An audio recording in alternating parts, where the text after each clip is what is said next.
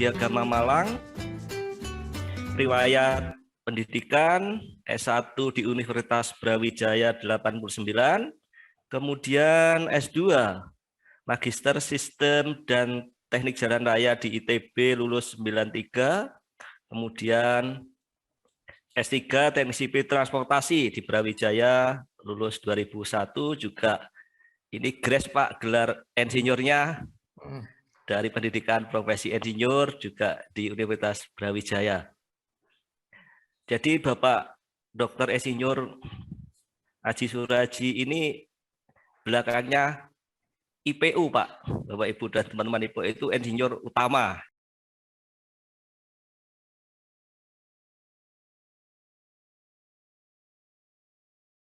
Dengan seri-seri sebelumnya, ke beberapa waktu yang lalu saya mengikuti dari ada Pak Maksus, itu tentang sistem transportasi dan seterusnya. Nah, kali ini akan membahas tentang pengaruh beban kendaraan terhadap kerusakan jalan. Nah, baik. Jadi isu dari beban kendaraan ini sebenarnya lebih spesifik kita akan membicarakan tentang apa yang terjadi tentang beban kendaraan. Nah, di bagian kendaraan yang apa dan bagaimana perilakunya, kemudian pengaruh terhadap perilaku kendaraan itu, bebannya itu seperti apa, terutama akan ditinjau dari aspek struktur perkerasan jalan. Tentunya adalah implikasinya adalah bagaimana kerusakan dari jalan itu sendiri. Baik, poin-poin yang akan kami sampaikan di dalam forum ini, latar belakang, kemudian dasar hukum, pengertian beban kendaraan, problematika kendaraan berat, beban lebih pada kerusakan jalan. Nah, ini intinya di sini nih, di poin ini. Problematika, permasalahan apa terkait dengan kendaraan berat, beban lebih. Nah, di kendaraan berat, beban lebih. Jadi sudah berat, tapi bebannya melebihi lagi. Nah, tentunya akan berimplikasi kepada kerusakan jalan. Nah, kami akan melakukan pendekatan-pendekatan analisis. Ada beberapa contoh-contoh simulasi yang sederhana untuk menunjukkan bagaimana keterkaitan dengan perilaku kendaraan beban berat ini dengan kerusakan jalan. Terakhir nanti ada kesimpulan, walaupun ini sifatnya hanya sekedar pemaparan, tapi insya Allah ada hal yang bisa kita petik dari apa yang kita bicarakan di sini. Oke, jadi terkait dengan kendaraan beban lebih atau kendaraan itu sendiri, sebenarnya sudah ada peraturan perundang-undangan yang mengatur tentang bagaimana jenis kendaraan itu di jalan raya. Tentunya ini sudah baik itu undang-undang tentang lalu lintas, undang-undang tentang jalan, dan seterusnya. Kami tidak membahas tentang itu memang, tapi cukup saya sebutkan saja. Tetapi yang terkait dengan lebih spesifik terkait dengan bagaimana analisis kendaraan berat di dalam desain perkerasan jalan, maka sebenarnya pedalaman yang baru ada di Manual Desain Perkerasan 2017 atau MDP 2017 yang kita kenal dengan istilah seperti itu. Kalau perkerasan kaku itu juga dikenal dengan PTT 2002 yang terkait dengan rigid pavement. Nah, ini nanti akan kita kupas terkait dengan bagaimana beban kendaraan pengaruhnya terhadap umur rencana kendaraan. Nah, bagaimana sebenarnya beban sumbu itu? Sebenarnya ada beberapa metode analisis untuk beban sumbu. Kalau itu terkait dengan perkerasan lentur, maka itu dihitung dengan menggunakan CESA atau Cumulative Equivalent Standard Absolute. Ya.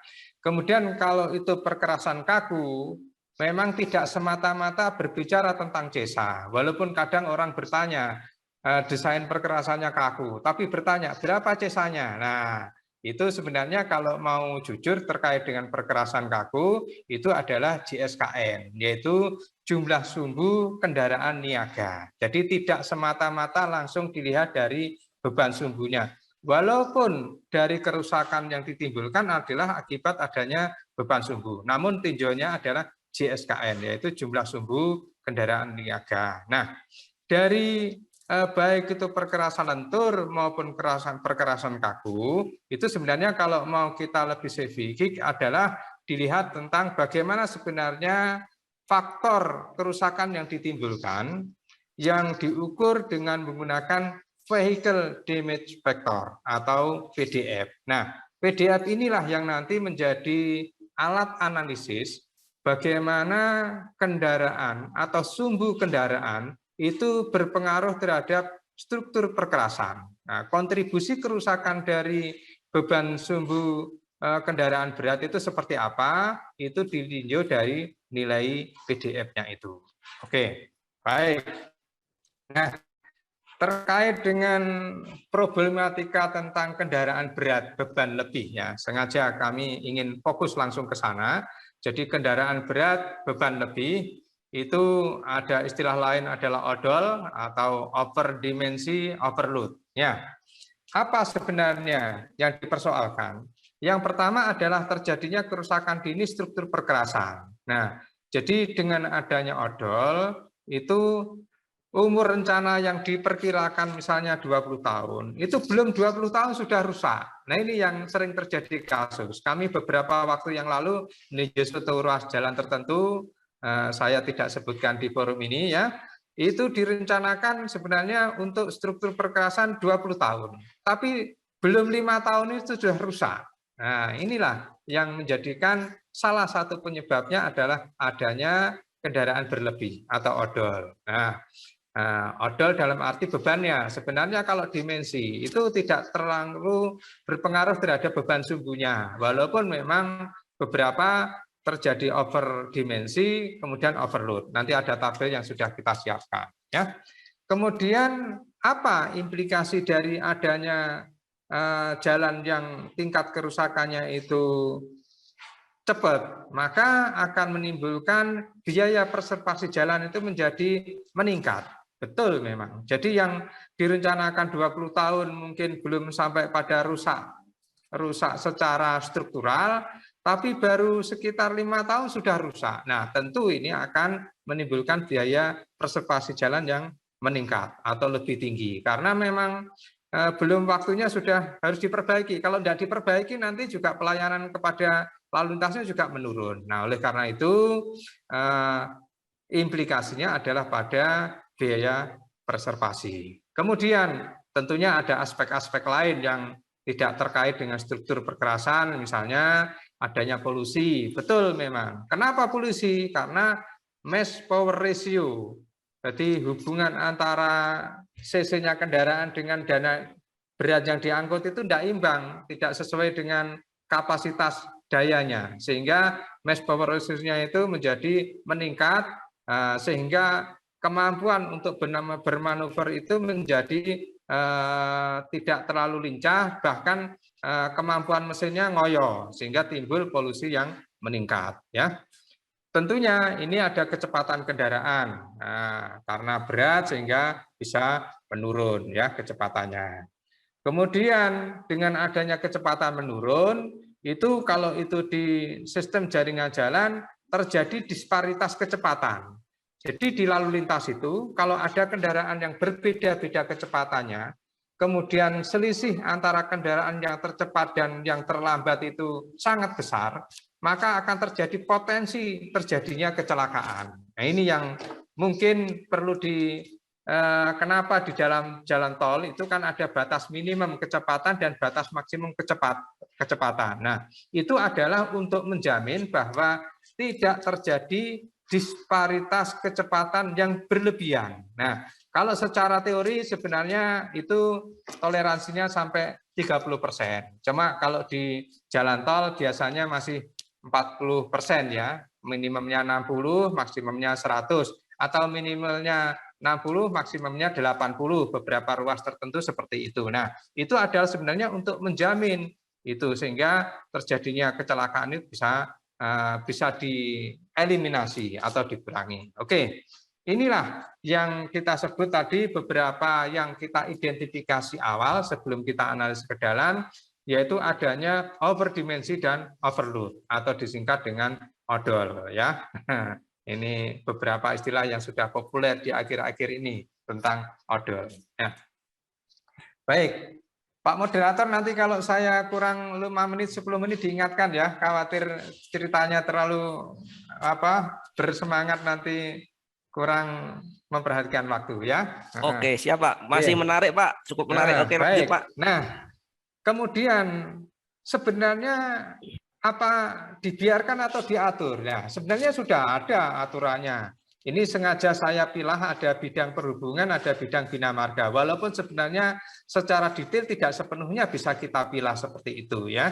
Jadi untuk yang terkait dengan perhubungan, walaupun itu lalu lintas dan angkutan jalan, tapi di dalamnya itu PP 30 tahun 2021 terbaru ini ya, terbaru ya. Itu juga mengatur tentang bagaimana dimensi dan tonase dari kendaraan itu. Nah, sementara di bidang bina marga juga ada Permen PUPR nomor 5 tahun 2018 tentang kelas jalan. Ya juga mengatur tentang bagaimana kendaraan itu boleh melintasi pada suatu ruas jalan. Ini yang Salingkar ini sengaja tracingnya, yang lain-lain tentunya juga itu. Tapi saya sengaja ingin tunjukkan bahwa di mana titik-titik poin pentingnya. Jadi sudah diatur tentang itu, tinggal pelaksanaan di lapangan dan yang lain-lain yang mungkin masih perlu banyak alasan kenapa terjadi odol itu. Ya, oke. Nah, di dalam peraturan tentang kelas jalan di PP 30 tahun 2021 atau Permen PUPR 2018 itu sebenarnya sudah diatur seperti apa klasifikasi jalannya. Jadi kelas jalan yang dalam kaitannya dengan MST atau muatan sumbu terberat itu kelas 1, kelas 2, kelas 3. Ini pembagian kelas terbaru ini.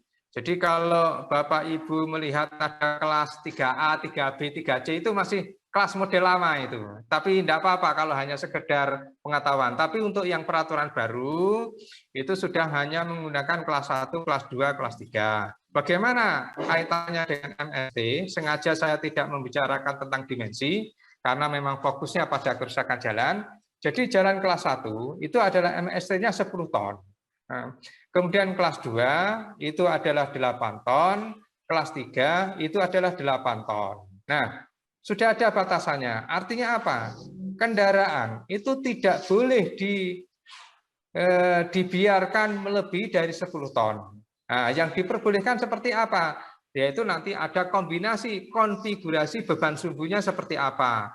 Mau 1 sumbu, apa 2 sumbu, atau 3 sumbu, mau double, apa mau triple. Itu yang diperkenankan. Jadi beban sumbunya sudah dibatasi di sini. Jadi muatannya sebenarnya masih bisa beberapa ton, asalkan selama beban sumbunya ini sudah terpenuhi, nanti terhadap pengaruh yang ditimbulkan kerusakan perkerasan jalan itu akan bisa diantisipasi, artinya sudah berkurang. Tapi kalau 10 ton ini dilampaui, tentu ini akan menimbulkan kerusakan jalan lebih awal, sama-sama rusaknya. Jadi walaupun 10 ton apa dikira jalan itu tidak rusak, ya tetap rusak, tapi ada batas namanya umur rencana tadi.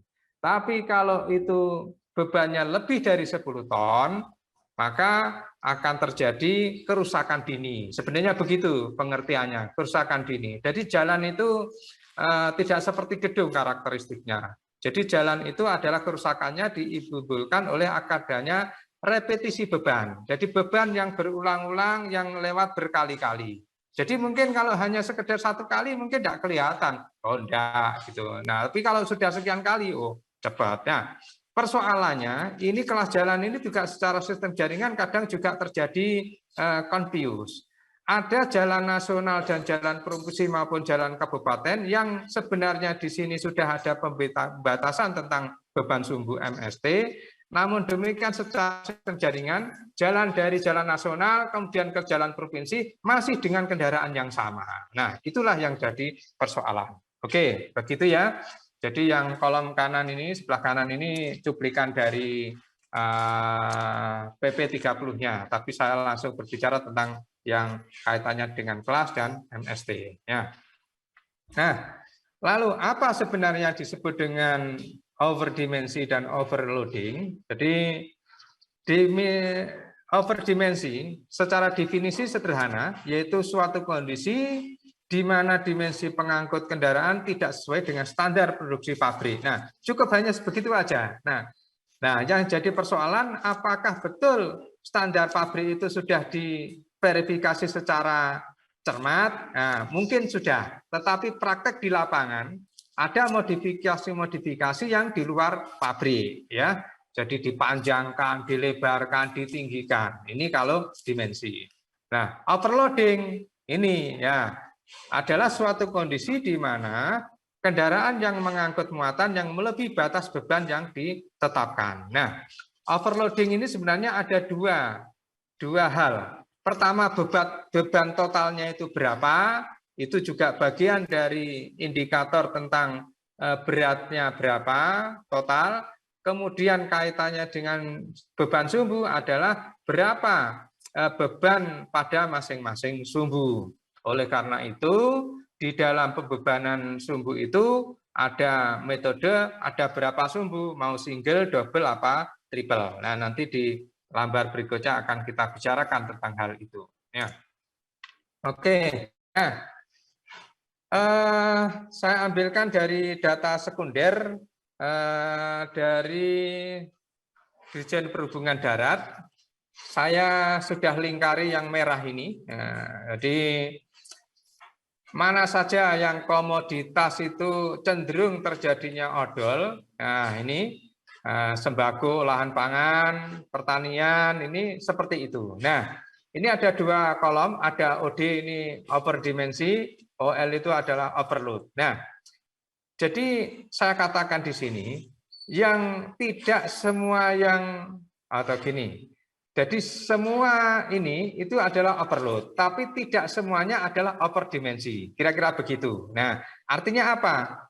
Dimensinya sebenarnya nggak melebihi, aman-aman saja, tetapi beban sumbunya atau beban kendaraan totalnya terjadi melebihi. Nah ini sehingga boleh dikatakan sebenarnya fenomena di lapangan itu hampir dikatakan bahwa ini adalah terjadi overload sini. Nah, saya tidak bicarakan yang relaksasi itu lain. Saya hanya ingin bicarakan bahwa ada OD dan ada OL. Ya, oke. Masih di lembaran yang kedua. Di bidang komoditas apa saja yang sering terjadi OD dan OL? Ada industri, keramik dan seterusnya. Nah, ini semen ini yang sering kita lihat ya. Besi, nah, itu juga terjadi di lapangan terjadi overload. Nah, galian tambang lebih-lebih ya, pasir, tanah uruk, batu ringan dan segala macamnya. Ini di lapangan yang sering terjadi overload ya. Nah, kita lihat di sini, coba di sini yang kolom kiri ini tidak ada tidak overdimensi, tapi dia terjadi overload. Nah, oke. Nah, ada beberapa alasan dalam tanda petik, ya, dalam tanda petik saya katakan, kenapa itu dia melakukan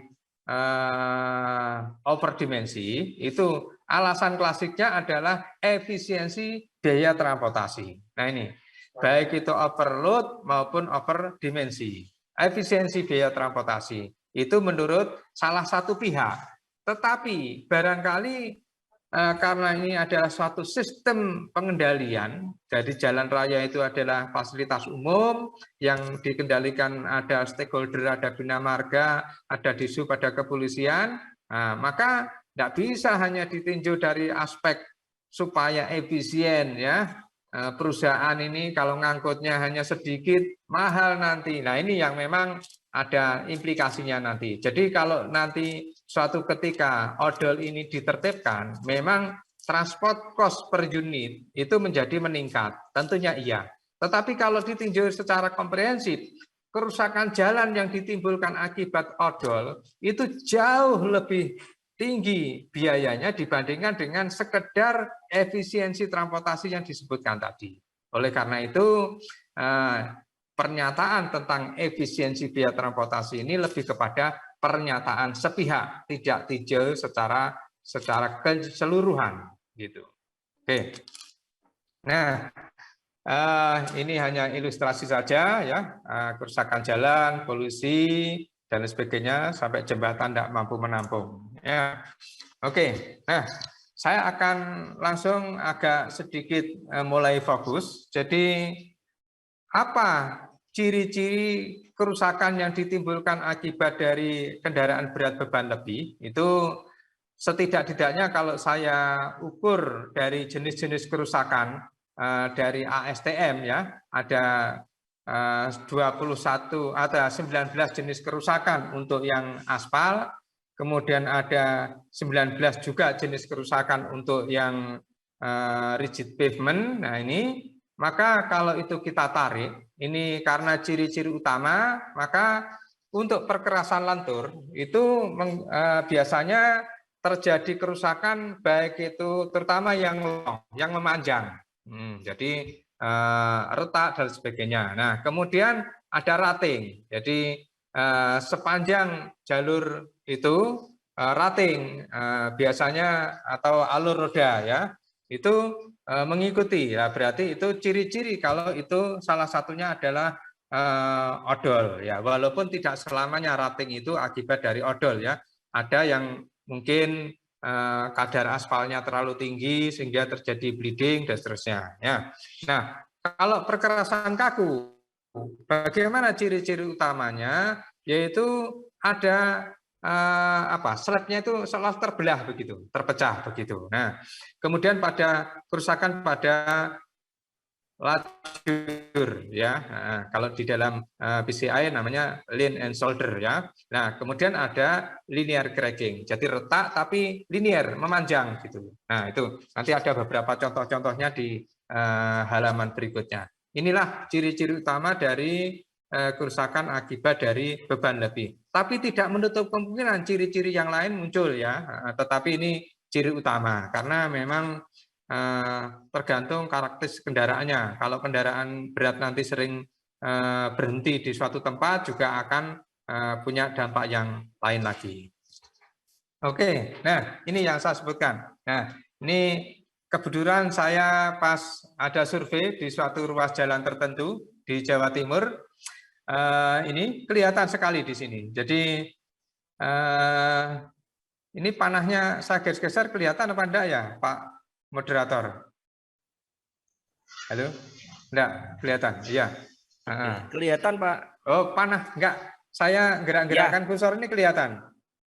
Ya, kelihatan marka yang bengkok-bengkok. Oke. Oh ya, ya. Oke, ya, baik. Jadi yang sebelah kiri ini perkerasan kaku. Kemudian ini salah satu ciri dari adanya overloading.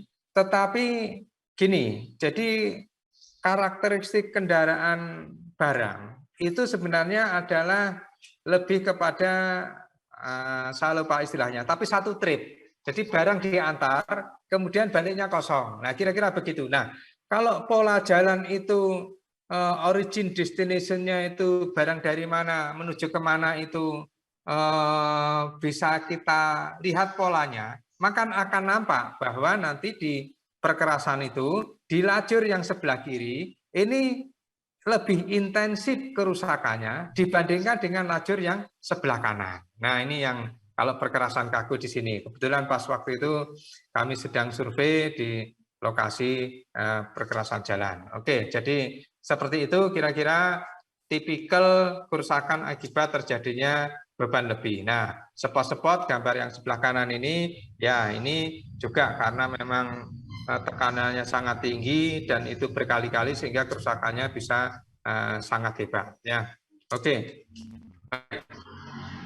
Lalu bagaimana analisis beban sumbu? Tadi sudah saya sampaikan ada VDF, metode MDP 2017 maupun JSKN, jumlah sumbu kendaraan niaga. Ya.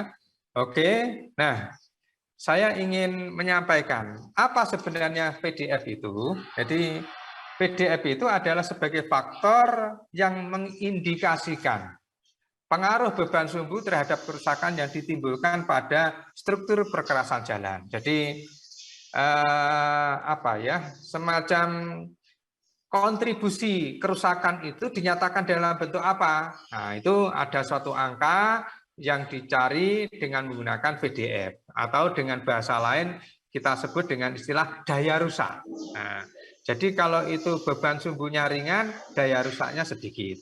Tapi kalau sumbunya itu berat sekali, maka daya rusaknya akan lebih tinggi lagi. Itulah kira-kira secara sekilas pengertian dari vehicle damage factor itu. Nah, lalu bagaimana vehicle damage factor itu dihitung? Nah, nanti akan kita bisa paham penyebabnya bagaimana. Jadi tadi saya sampaikan ada tonase, ada MST, muatan sumbu terberat. Jadi kalau jalan nasional itu adalah beban sumbu MST-nya adalah 10 ton. Jalan nasional arteri primer maksud saya ini ya. Sorry, ini sebenarnya kan jalan nasional itu masih dibagi. Ada arteri primer, ada kolektor primer ya. Nah, ini saya sebutkan untuk yang arteri primer itu 10 ton. Nah, kemudian kalau kabupaten kota provinsi itu 8 ton ya. Nah, kalau overload ya tentunya di atas 10 ton itu disebut dengan overload. Tapi sebenarnya pengertian overload pada jalan nasional arteri primer itu 10 ton. Nah, bagi jalan provinsi dan jalan kabupaten 10 ton di jalan nasional itu kalau dia berpindah ke jalan nasional ke jalan provinsi atau jalan kabupaten kota namanya juga sudah overload namanya. Wong beban sumbunya hanya 8,16 ton atau dibulatkan 8 ton. Nah, itulah saya sebutkan tadi, sistem jaringan itu juga harusnya dibenahi sedemikian rupa sehingga konektivitas antar jaringan yang mempunyai kelas itu ya memang sebenarnya sudah diatur, tidak boleh terputus. Cuman tidak terputus tetapi nyambungnya yang sulit itu. Nah, gitu. Nah, oke. Lalu bagaimana cara tinjauannya? Jadi kalau 10 ton itu pendekatannya menggunakan PDF 5. Kalau itu 8 ton, pendekatannya menggunakan PDF 4. Makanya di dalam MDP 2017 itu, kalau lalu lintasnya rendah, menggunakan PDF 4, tapi kalau lalu lintas tinggi, menggunakan PDF 5. Nah, rumusnya seperti apa? Secara tipikal hampir sama. Jadi VDF 5 sama dengan C dikalikan beban sumbu kendaraan dibagi beban sumbu standar pangkat 5. Nah, dengan rumus yang sama, untuk yang PDF 4 adalah pangkat 4. Nah, di sini. Nah, artinya apa? Dari rumus ini berarti bahwa beban sumbu yang terjadi pada suatu kendaraan kemudian membebani struktur perkerasan jalan, maka dia adalah eksponensial pangkat 5. Itu untuk yang beban sumbu lalu lintas tinggi. Kalau lalu lintas rendah eksponensial pangkat 4. Nah, ya, ini hanya berbeda tipis saja, tapi memang walaupun hanya 4/5 sangat besar sekali pengaruhnya. Apalagi kalau karena ini eksponensial, maka berarti meningkatnya sumbu kendaraan ini terhadap beban sumbu standar, maka akan terjadi peningkatan yang luar biasa, eksponensial. Nah, begitu. Nah, oleh karena itu di dalam regulasi tentang beban sumbu itu ada yang beban sumbu tunggal, ada beban sumbu ganda, ada beban sumbu triple. Nah, ini gambar ini akan berpengaruh terhadap tadi yang saya sebutkan kontribusi kerusakan tadi atau PDF itu. Nah, di mana? Yaitu di koefisien C ini. Nah, untuk sumbu tunggal sebut saja itu C-nya 1 ya. Tapi kalau sumbu ganda itu C-nya 0,086. Tapi kalau itu sumbu triple 0,053. Nah, ini yang membedakan. Makanya kenapa beban sumbu itu dipecah supaya nanti kontribusi kerusakan yang ditimbulkan itu bisa menurun. Nah, seperti itu. Oke, baik, kita lanjutkan. Nah, saya coba simulasikan ini hasil survei pada suatu ruas jalan tertentu ya. Saya tidak terangkan ruas mana walaupun ada di tulisan itu, tapi saya fokus di bagaimana beban sumbu untuk kendaraan berat. Ini adalah golongan 7A, 7B, 7C1, 7C2A, 7C2B, dan 7C3. Nah, ini di bawahnya yang saya lingkari sebelah kanan ini ada konfigurasi beban sumbunya seperti apa. Nah, penjelasannya Jadi pada satu ruas jalan ini LHR-nya adalah 5.000. Kita buat SMP per hari, ya hampir mirip-mirip kendaraan, beda tinggal ngalihkan nilai SMP-nya. Nah, kemudian proporsi kendaraan itu sebenarnya kendaraan beratnya hanya sebesar 4,42. Nah, itu hanya sekian persen dari kendaraan yang roda 4 atau lebih. Nah, tidak banyak sebenarnya. Nah, ini. Jadi tidak banyak, tapi pengaruhnya luar biasa gitu. Ini yang jadi persoalan itu. Jadi kendaraan berat itu memang tidak banyak, kalau banyak lebih parah lagi ya. Sedikit saja sudah seperti itu, karena tadi ada vehicle damage factor yang merupakan eksponensial antara perbandingan beban sumbu kendaraan dengan beban sumbu standar. Ya, oke, di bawahnya itu sudah ada hitungannya. Ini hasil kita survei. Lalu bagaimana damage factor dari jenis kendaraan berlebih ini di dalam MDP 2017 sudah ditentukan di sini. Jadi kalau PDF 4 itu di kolom yang paling kanan tapi nomor 2, kemudian kalau yang PDF 5 itu yang kolom yang paling kanan. Nah, di sini tampak bahwa kalau itu beban sumbunya itu pakai PDF 5, itu seperti ini. Ada 11,2, 64, 90, 24, 33, dan seterusnya. Nah, ini adalah nilai dari PDF masing-masing jenis kendaraan. Dengan urean yang ada di sini, ada 7A, 7B, dan seterusnya. Tadi yang sudah saya terangkan. Nah, di sini kendaraan berat itu mempunyai nilai PDF antara dari 11,2 sampai dengan 93,7. Nah, ini seperti ini nilai PDF-nya. Ini PDF yang masih berdasarkan tabel. Apalagi kalau seandainya PDF itu betul-betul di luar overload yang memang melebihi batasnya, lebih parah lagi. Nah, oleh karena itu Bina Marga memang sengaja menerbitkan MDP 2017 ini untuk mengantisipasi seperti itu, ya. Oke, baik. Nah, selanjutnya pertumbuhan lalu lintas. Ketika itu CESA akan kita hitung seperti apa, maka ada traffic multiplier-nya seperti apa, ya. Kemudian bagaimana menghitung ESA? Tentunya perkalian dari LHR, vehicle damage factor, dikalikan 365 hari, kemudian ada faktor distribusi arah, ada faktor distribusi lajur, dan dikalikan dengan traffic multiplier-nya. Seperti ini untuk menghitung. Ya, saya tidak akan jelaskan tentang hal ini. Ya, oke. Selanjutnya, bagaimana cara menghitung CESA-nya? Nah, saya mencoba untuk mensimulasikan di sini. Jadi bagaimana perbandingan antara beban normal dengan beban lebih, jadi overload.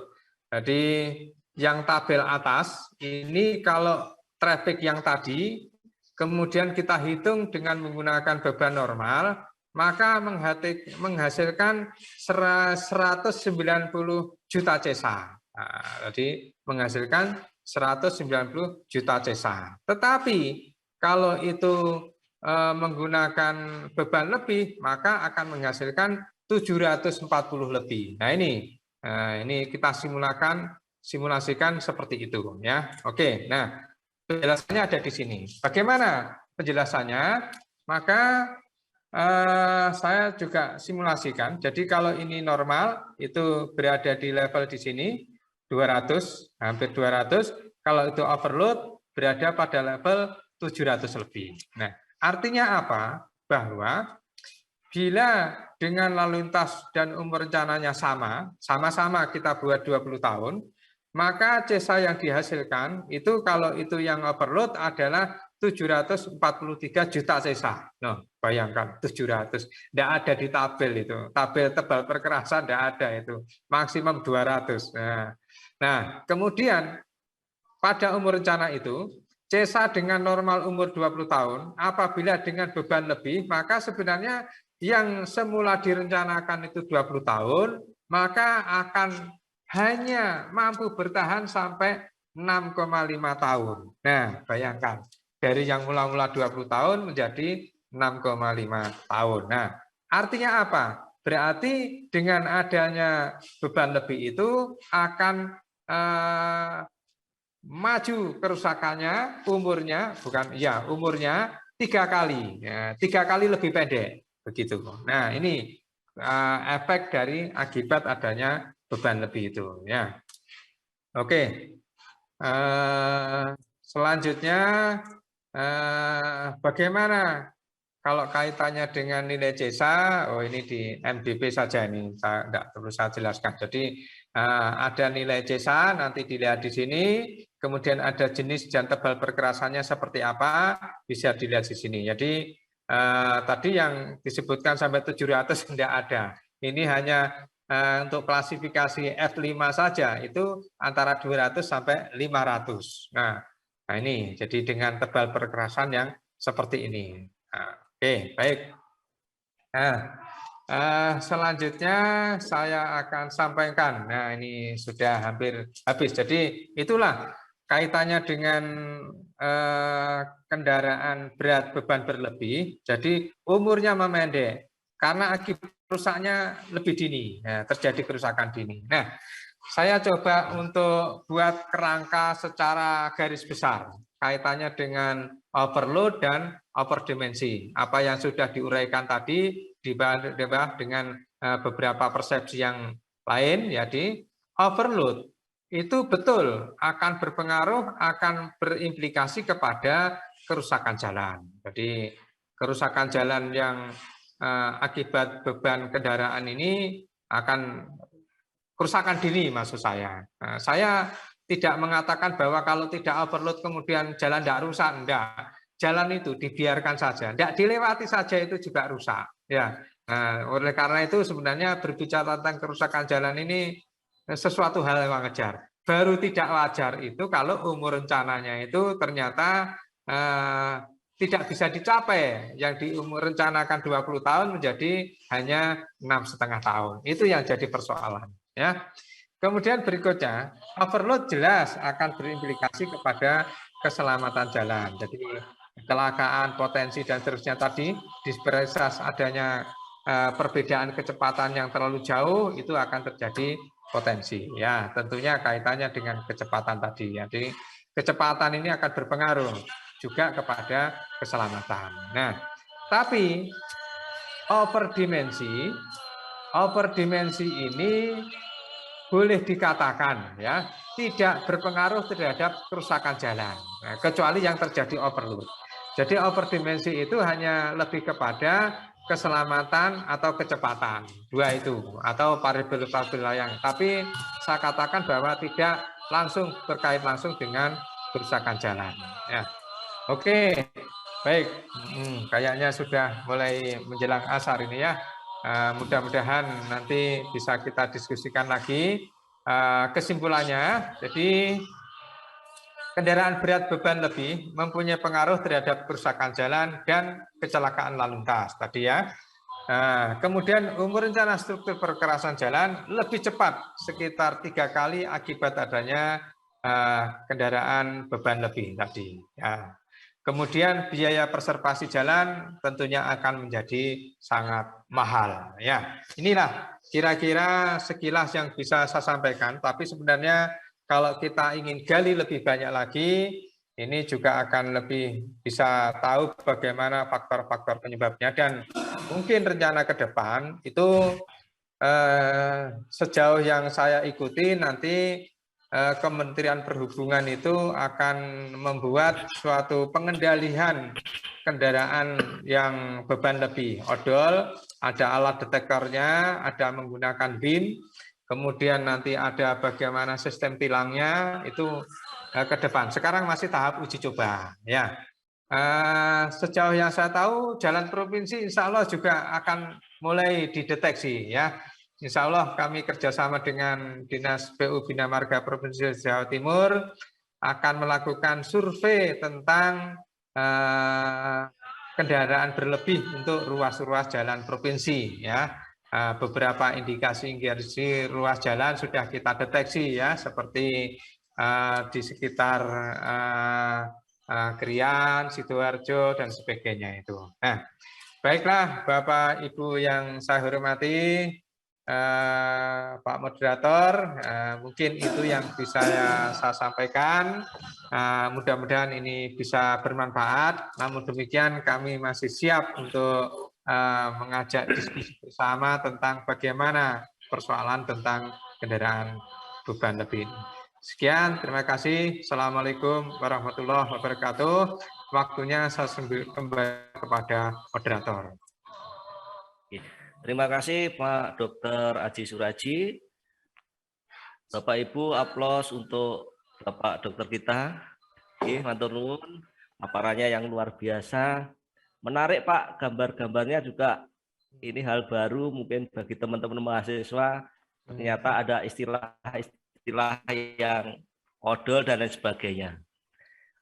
Mumpung kita ketemu dengan pakar dari transportasi, monggo teman-teman, Bapak Ibu, juga teman-teman mahasiswa untuk bertanya biar kita tercerahkan dari Bapak Dokter kita. Jadi ada waktu 35 menit Pak Dokter untuk kita diskusi. Kita ada 3 dulu ya, atau satu-satu aja bagaimana Pak Suraji? Wes, ikut biar moderator. Begitu?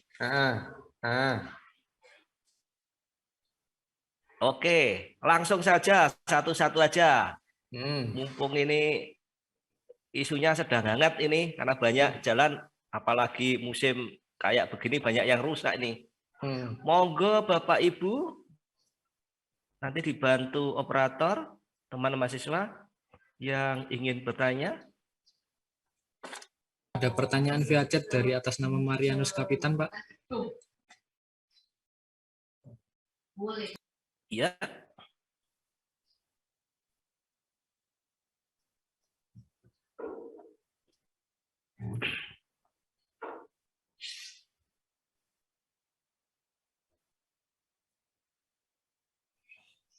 Mas Khairul mungkin bisa dibantu?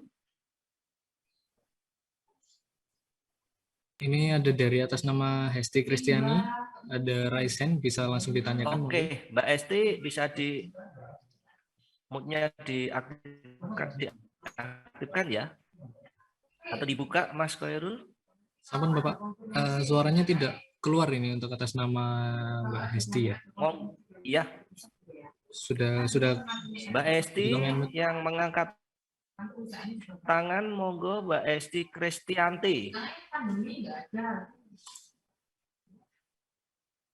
Mohon maaf suaranya tidak keluar. Mungkin mic-nya mungkin ya, kelihatannya mungkin masalah jaring. Ini Mas sudah. Coba kedengaran suara saya? Oke, sudah monggo Mbak Esti. Oh, udah ya. Oke. Baik, terima kasih atas kesempatannya. Selamat siang, Bapak. Saya mau bertanya, ini kan tentang kerusakan jalan ya. Nah, oh ya, sebelumnya perkenalkan, nama saya Hesti Kristianti, saya dari Universitas Tribuna Tunggadoi Malang. Saya ingin bertanya mengenai kerusakan jalan ini kan, apakah hanya di Indonesia yang terjadi kerusakan jalan seperti ini, ataukah di luar negeri juga mengalami masalah yang sama seperti di Indonesia gitu, Pak? Dan kalau sama atau nggak sama itu kenapa gitu, Pak? Itu sih, Pak. Terima kasih. Ya, oke. Langsung dijawab ini ya, Pak Haji. Yes, ya, Pak ya, Haji. Baik, oke. Saya cerita di Indonesia dulu ya. Jadi kalau di Indonesia ini ya tadi tapi ceritanya ya seperti itu ya, kerusakan seperti itu ya. Untuk luar negeri juga Mbak Hesti tergantung ya. Kalau kita lihat di negara-negara yang sudah settle, yang sudah regulasinya sudah mapan, kemudian tingkat disiplinnya tinggi, kayaknya overload ini boleh dikatakan tidak terjadi. Beberapa referensi mengatakan begitu ya, seperti di Malaysia, di Singapura ya, negara-negara tetangga kita itu kayaknya aman-aman saja dan memang sangat ketat ya pengendaliannya. Nah, mungkin untuk negara-negara yang lain sejauh yang saya lihat tidak terlalu menonjol seperti Indonesia. Jadi India, di Arab Saudi itu saya lihat di Thailand itu memang trafficnya macet-macet ya. Tapi kalau terkait dengan overload tidak terlalu nampak juga. Cuma Indonesia kayak yang paling parah itu ya. Gitu aja ya. Tapi isu tentang overload sudah sering ya di forum-forum itu sudah sering disampaikan dari berbagai pemerhati. Ya, begitu Mbak Hesti. Terima kasih. Oke, terima kasih Mbak Esti. Walaupun tidak kelihatan wajahnya, tapi suaranya cukup merdu, Pak Dokter. Oke, selanjutnya yang berikutnya, monggo teman-teman, Bapak Ibu. Oke, Bapak. Ada atas nama Tarsisius Sandro Jasar. Oke, Monggo, ini silakan. Saudara Tarsisius. Halo. Monggo bisa di-unmute Pak Tarsisius. Iya, Pak. Silakan. Oke, silakan. Saya mau bertanya, Pak. Mohon maaf, itu jika ada teman-teman yang satu room aktif Zoom bersama, mohon salah satunya di mute ya, hanya aktif satu mic saja, atau quarter feedback yang lain speakernya dimatikan. Saya mau bertanya, Pak. Oke, Mas Andro. Kira-kira apakah ada cara lain agar suatu jalan itu, Pak, tidak terjadi kerusakan walaupun kendaraannya membawakan berat beban yang lebih? Terima kasih, Pak. Oke, Pak Dokter, apa ada cara lain walaupun muatannya lebih nih? Iya. Tapi ini pertanyaan yang inginnya mengakomodasi beban lebih ya. Jadi begini, kalau cara ya selalu ada, tapi persoalannya adalah kalau perkerasan jalan itu dibangun berdasarkan beban lebih, misalnya anggap saja beban sumbu 15 ton, maka terlalu mahal jalan itu, terlalu mahal. Nah, itu yang jadi persoalan. Nah, sementara kemampuan pemerintah itu juga ada batasnya. Regulasinya juga ada batasnya. Nanti satu ruas jalan ini dibuat beban lebih. Nanti di ruas jalan yang lain konektivitasnya juga harus sinkron. Oleh karena itu cara lain yang tadi saya sebutkan dibangun dengan kekuatan struktural yang tinggi itu namanya pemborosan dan tidak efisien. Nah, sehingga mau tidak mau cara lain yang saya sebutkan tadi itu sebaiknya tidak ditempuh. Nah, yang ditempuh bagaimana? Yaitu dilakukan pembatasan terhadap kendaraan yang beban sumbunya berlebih. Nah, tentunya pendekatan ini juga harus ada semacam regulasi dan implementasi ya. Sebenarnya kan penimbangan itu kan jembatan timbang itu sudah ada di beberapa titik-titik itu. Tapi ya saya tidak berani terlalu detail ya. Tapi intinya kenyataannya masih banyak terjadi pelanggaran. Ya, terus begini, ketika itu beban lebih, kemudian kena denda, maka denda yang didapatkan atau PAD lah begitu, itu tidak setimpal dengan biaya kerusakan jalan yang ditimbulkan. Tidak imbang sama sekali. Oleh karena itu, jalan yang ditempuh sebaiknya yaitu penertiban terhadap beban sumbu kendaraan yang berlebih, sehingga kerusakan jalan itu bisa diantisipasi. Begitu penanya Tarsisius Sandro. Ya. Teman mahasiswa ini Mas Sandro nih. Saya sudah puas, nanti kalau tidak puas bisa japri sendiri Pak Dokter atau ketemu di kampus Mas Sandro. Ya. Mas Ilham mungkin operator ya. Ilham. Ilham sama Pak Basius. Wow, banyak sekali ini Pak Dokter yang mau bertanya sudah angkat tangan ini. Lebih dahulu Pak Blasius. Pak Blasius Soeharto.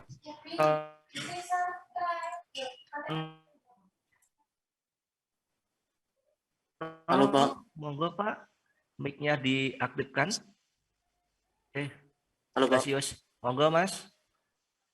Ya Pak. Oke, terima kasih atas waktu dan kesempatan yang diberikan kepada saya. Perkenalkan, nama saya Blasius Suwardono dari Universitas Tribungan Tunggal. Langsung aja ya Pak pertanyaannya. Bagaimana nilai derajat kerusakan jalan dari beban overload pada jalan, Pak? Terima kasih. Kurang jelas, mau diulangi? Bagaimana nilai derajat kerusakan jalan dari beban overload pada jalan, Pak? Oke, ya. Oke, baik. Terima kasih, Pak. Derajat dari beban. Ya, oke. Jadi bagaimana derajat kerusakan akibat dari adanya beban yang overload atau beban lebih. Jadi seperti yang saya sampaikan tadi, terjadi kerusakan dini. Berapa tingkat kerusakan yang timbulkan? Maka yang ditimbulkan, kalau yang saya simulasikan tadi itu adalah bisa 3 kali lebih cepat daripada beban sumbu yang normal atau beban sumbu yang standar. Nah, begitu kira-kira ya. Nah, 3 kali lebih cepat ya. Oke, monggo lanjut. Oke Mas dari Tribuana. Teman yang lain dengan Pak Ilham Arsyad, monggo. Pak Ilham, oke sudah Pak Ilham.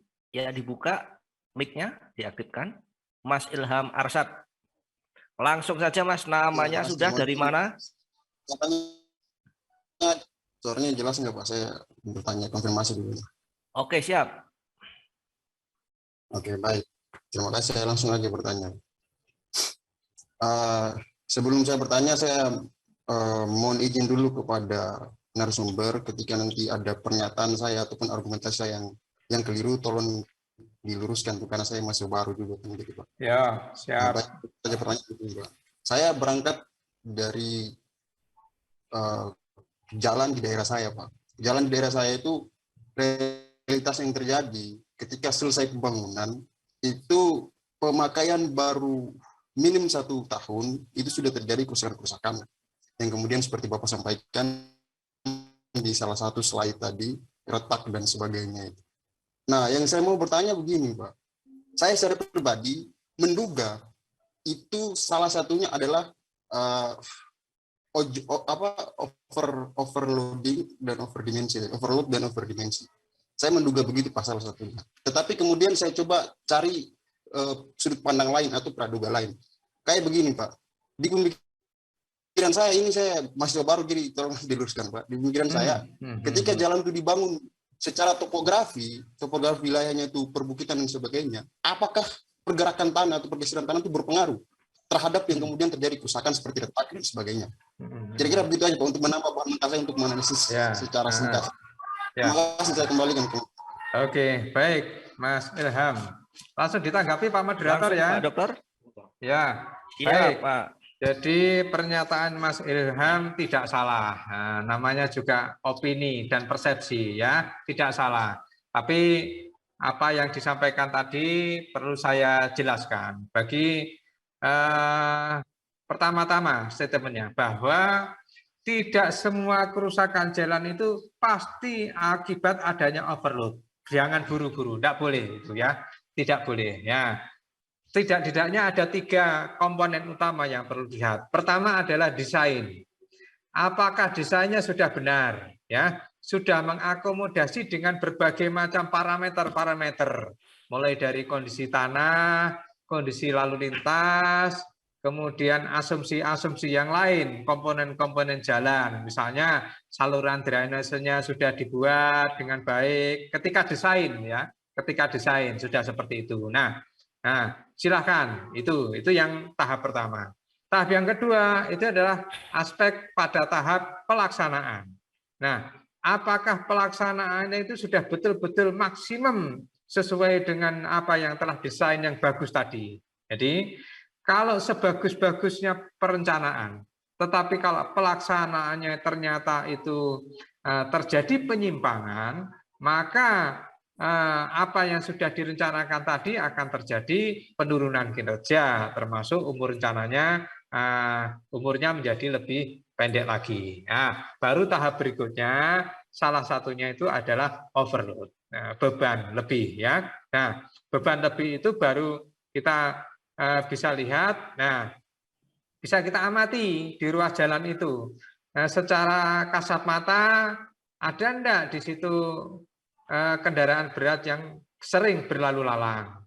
Ada enggak di kawasan itu tata guna lahan di situ ada pusat-pusat bangkitan yang menimbulkan atau yang menyebabkan adanya kendaraan berat. Nah, baru itu tahap ketiganya. Jadi oke, jadi minimal 3 itu. Walaupun masih ada aspek lain tapi sering dilihat ada aspek perencanaan, pelaksanaan dan operasionalisasinya. Oke, begitu Mas Ilham ya.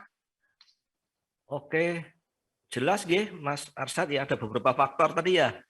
Berikutnya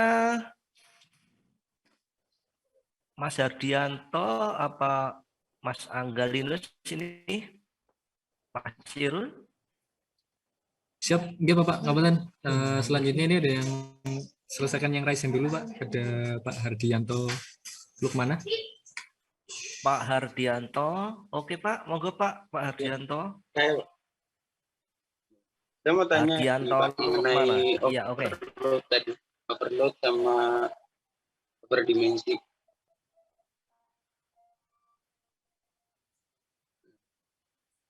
Ini kan katanya kalau overdimensi itu apabila kendaraannya itu dimodifikasi atau tidak sesuai dengan standar pabrik. Dan overload itu beban muatan yang melebihi kapasitas. Terus pertanyaan saya, bagaimana jika muatan itu tidak melebihi beban,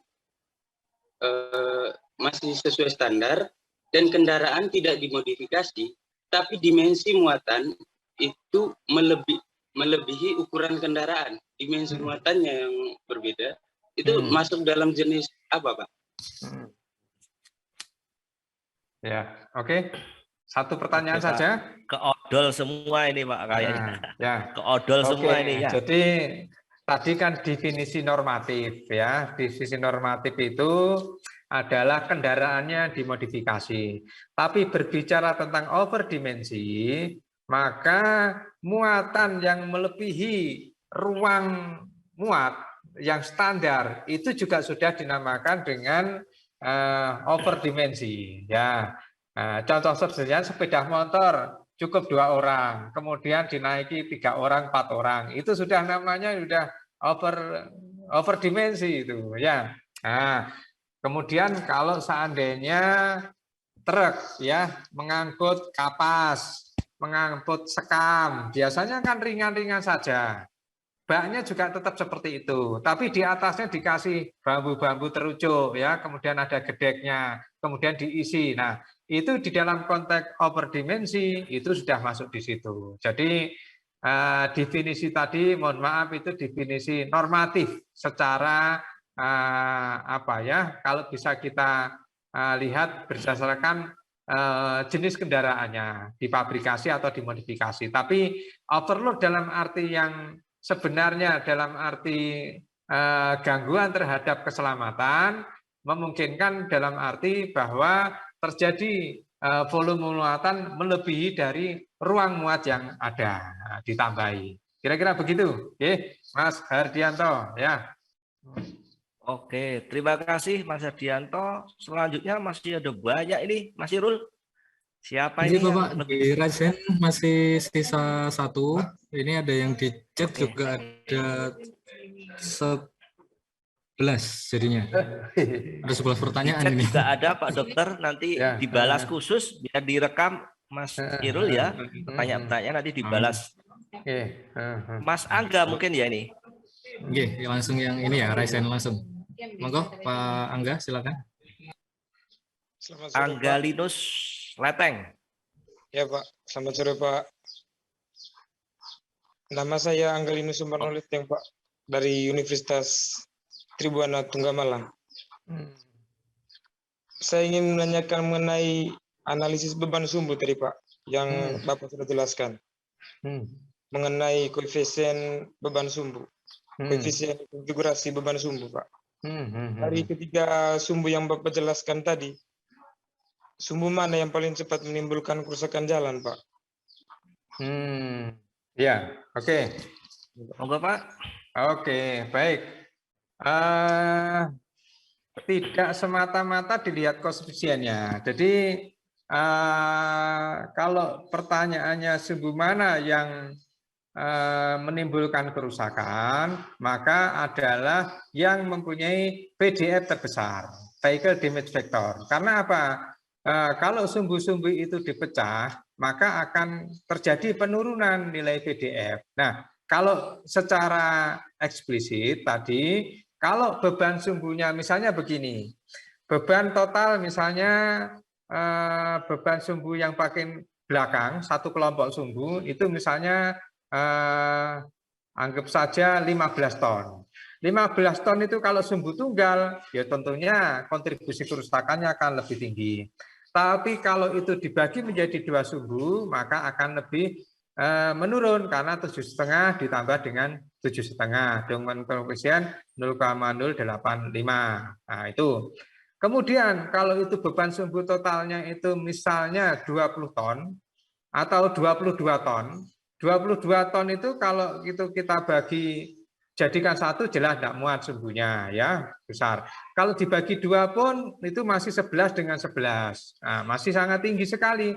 Tapi kalau itu dimuatkan pada beban sumbu yang pada konfigurasi sumbu yang triple yang ada 3, berarti 22 dibagi 3 sekitar 7, maka akan lebih ringan.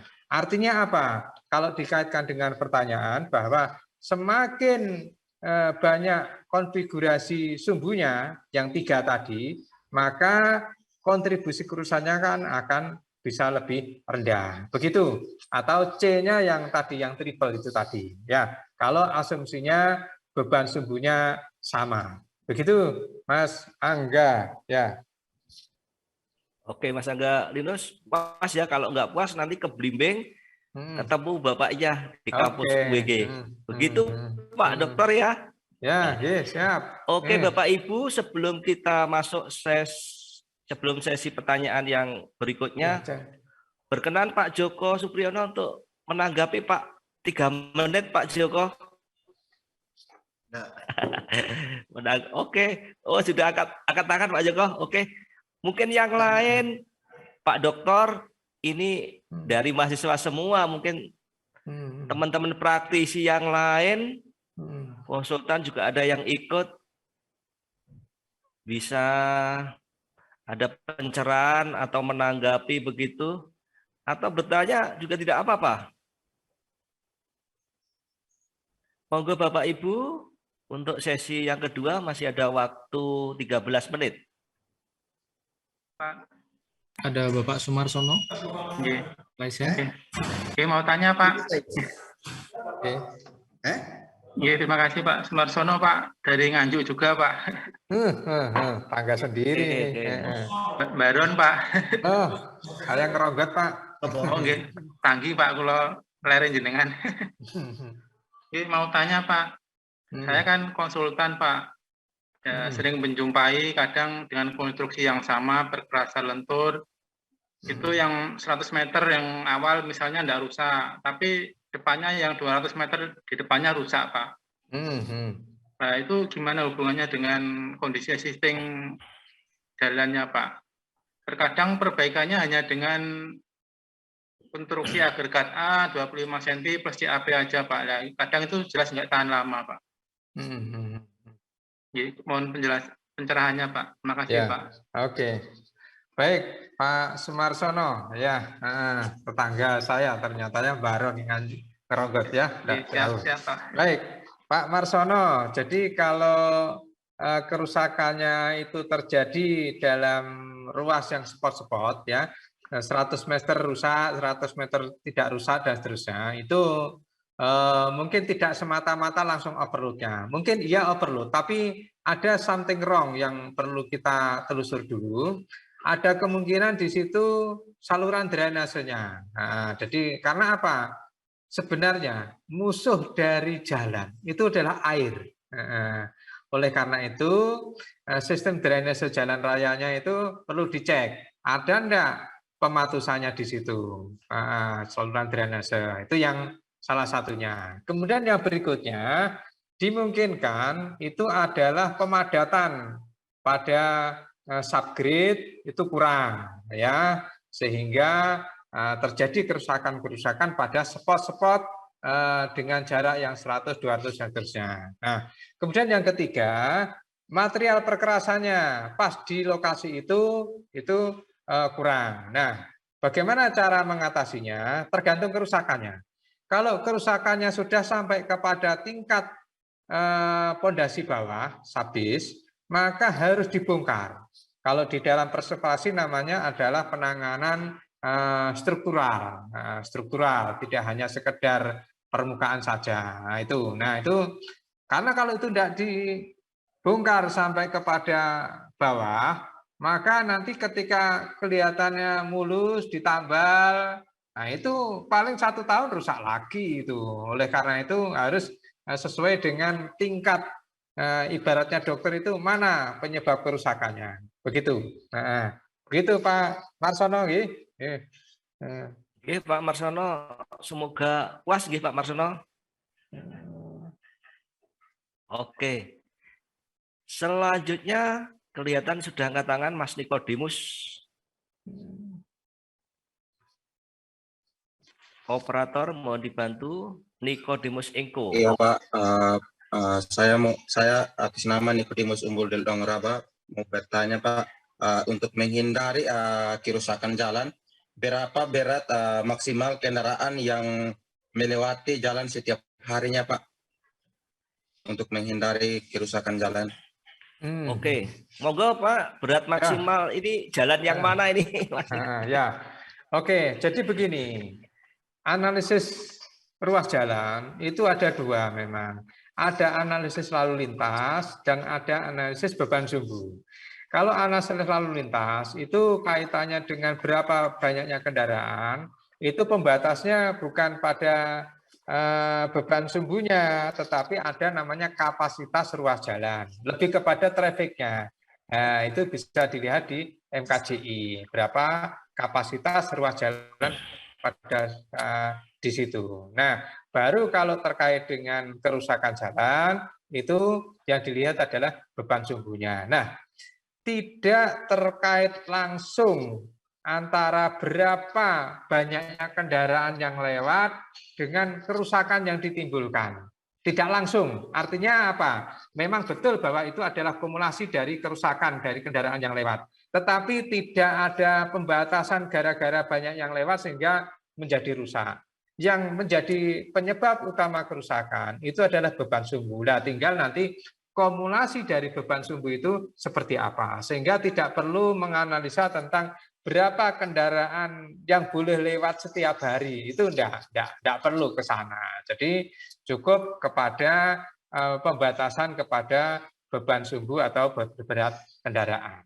Nah, kalau kaitannya dengan pembatasan lalu lintas nanti di aspek traffic management. Jadi biar ini tidak banyak yang lewat, maka dibuat satu arah atau mungkin ada pembatasan jenis kendaraan tertentu, misalnya kendaraan tertentu lewat di jalur yang lain. Begitu Mas Niko ya.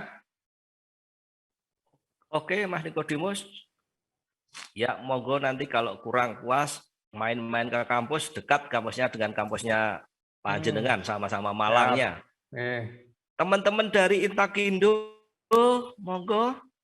Dari konsultan, saya lihat ini ada Bapak Ibu dari konsultan tadi, selain Pak Marsono. Kalau teman-teman konsultan mungkin bisa sharing Pak, studi kasusnya ketemunya di lapangan kayak apa begitu? Mumpung ketemu dengan Pak Dokter. Pak Eri, untuk yang pertanyaan yang ada di chat tadi sudah dijawab semua ya? Yang di Belum, chat belum. belum Pak, ada banyak sekali Mas Ibnul. Mungkin Pak. salah satu mungkin bisa langsung Ya. diaktifkan speakernya untuk langsung mempertanyakan langsung kepada narasumber. Monggo silakan. Mungkin ada dari atas nama Reza Raffi. Ya.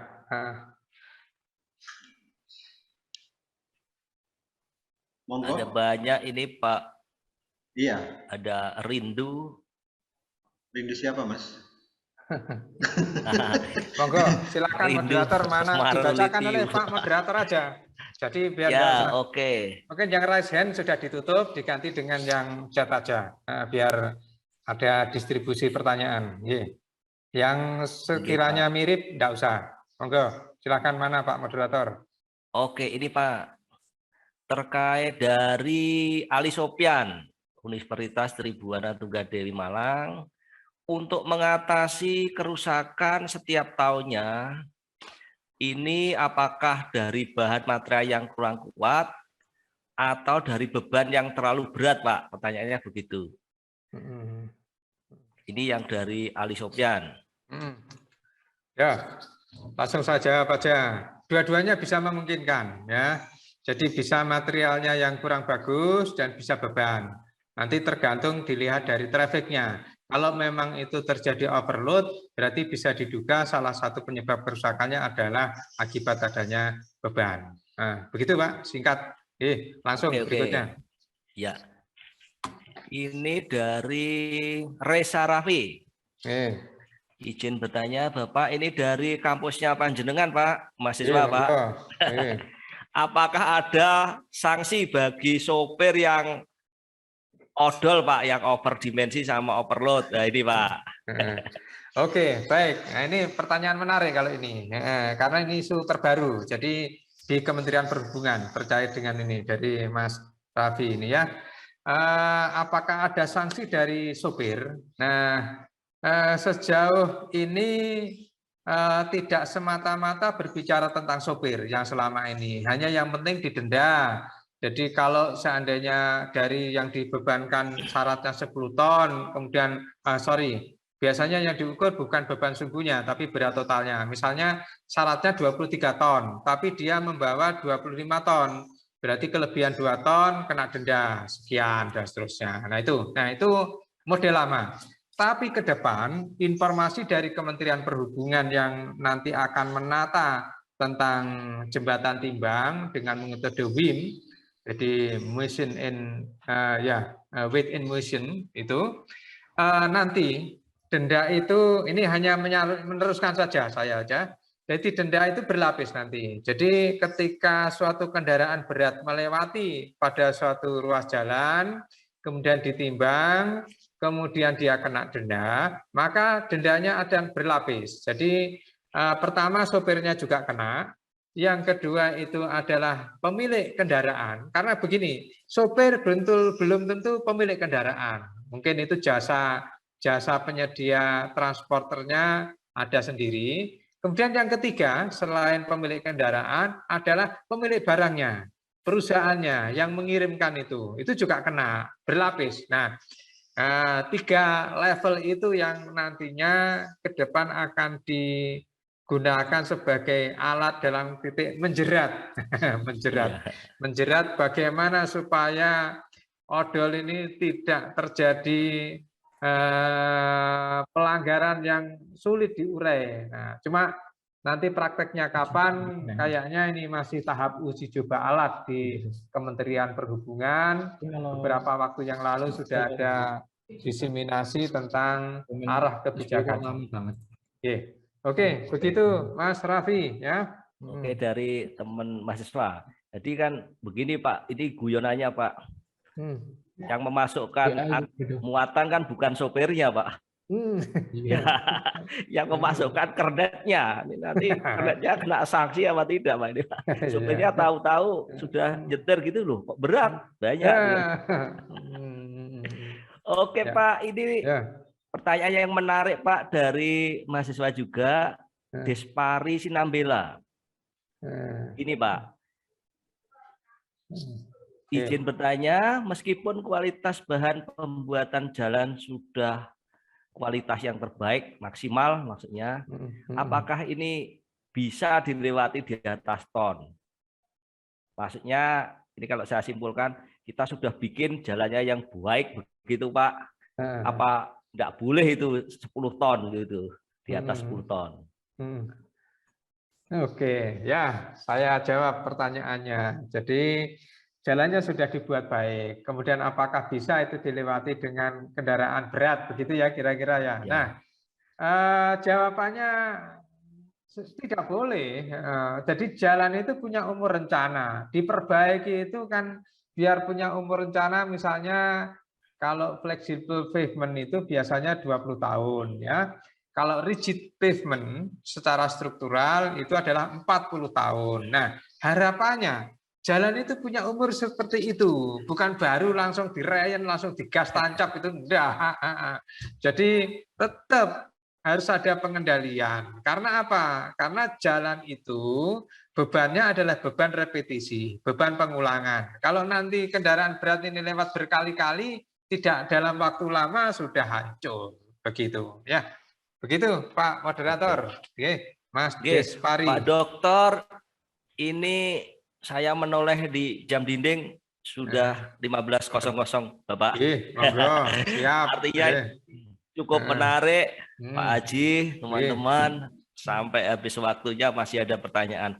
Apakah berkenan Pak Dokter menjawab lewat WA Pak kalau ada? Boleh, boleh. Nomor WA-nya boleh nanti di-share ya. Boleh. Teman-teman panitia di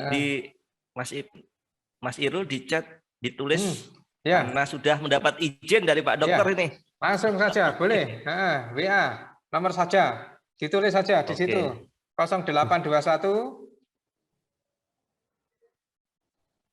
40 802 333. Monggo kalau mau ditulis silakan. Ya. 0821 408 02 333. Oke. Saya ulangi, diulangi Pak. 0821 40 802 333. Ya, sudah.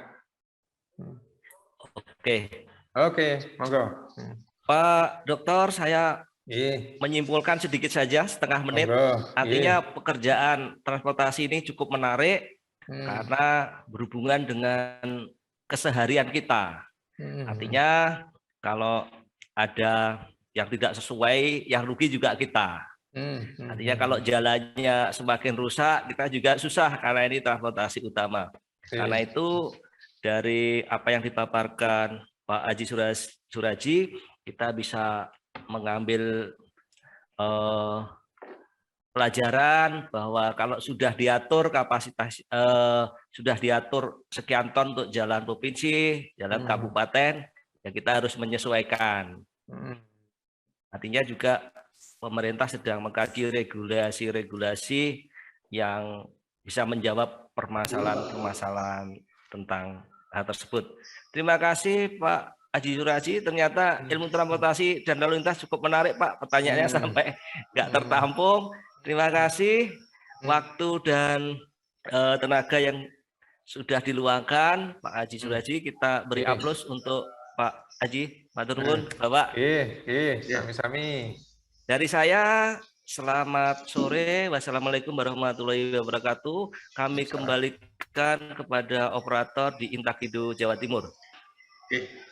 Terima kasih Pak Moderator, Bapak Heri Wahyudiono STMT yang telah memandu kegiatan acara pada siang hari ini, Intakido Jatim Taksirus 6. Mudah-mudahan acara yang dilaksanakan oleh DPP Intakido Jawa Timur ini memberikan manfaat bagi semuanya yang sudah mengikuti dari awal sampai akhir kegiatan ini. Intakindo Jatim Talk Serius akan selalu hadir memberikan sebuah diskusi-diskusi dan materi-materi di dalam kaitannya dengan perkembangan ilmu pengetahuan sesuai dengan bidangnya, bahwa Intakindo Jawa Timur adalah Ikatan Tenaga Ahli Konsultan Indonesia, terus berkontribusi di dalam membangun SDM unggul Indonesia. Sekali lagi kita berikan aplaus yang luar biasa kepada Dr. Insinyur Aji Suraji MSc. Terima kasih Bapak, materinya luar biasa, memberikan manfaat bagi kita semuanya. Dan kepada Bapak Maun untuk menutup kegiatan pada siang hari ini. Monggo Bapak Sekretaris, Pak Maun. Assalamualaikum warahmatullahi wabarakatuh. Waalaikumsalam warahmatullahi wabarakatuh. Alhamdulillahirabbil alamin. Saya ucapkan terima kasih dan penghargaan intinya kepada Pak Dr. Aji Suraji yang telah memberikan materi yang sangat menarik. Alhamdulillah, mudah-mudahan ilmu yang ditularkan pada kita semuanya betul-betul bermanfaat bagi kita semua, terutama masyarakat jasa konstruksi, dunia pendidikan, dan teman-teman praktisi yang mengikuti kegiatan Talk Series yang ke-6 pada sore hari ini. Dan juga tidak lupa saya ucapkan terima kasih pada Pak Ketum Senior, Pak Joko Supriyono, yang telah menunggui kita, selalu mendampingi kita di dalam kegiatan-kegiatan kita selama ini. Alhamdulillah, salam sehat dan salam hormat Pak Ketum Senior. Dan juga terima kasih, Pak Maun. Siap. Narasumber, kemudian moderator, Pak Ibnu, dan teman-teman di sekretariat, dan seluruh peserta atas nama pengurus Provinsi atau DPP Intakindo Jawa Timur mengucapkan terima kasih dan juga salam sehat.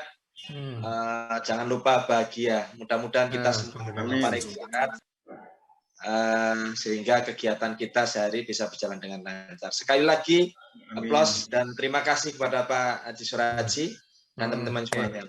Ucapan alhamdulillahirabbil alamin, kegiatan Talk Series yang ke-6 ini kita akhiri. Kurang lebihnya mohon maaf. Wassalamualaikum warahmatullahi wabarakatuh. Waalaikumsalam warahmatullahi wabarakatuh.